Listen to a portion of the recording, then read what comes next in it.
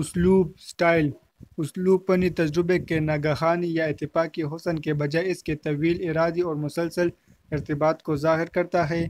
اسے انداز تشکیل یا وضعیت بھی کہہ سکتے ہیں۔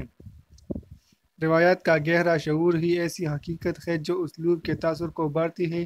اسلوب فوری طور پر اپنے میڈیا فنی ذرائع سے متاثر ہوتا ہے، یعنی اسلوب کی رونمائی میں تخلیقی مواد کی مختلف نوعیتوں کا دخل ہوتا ہے۔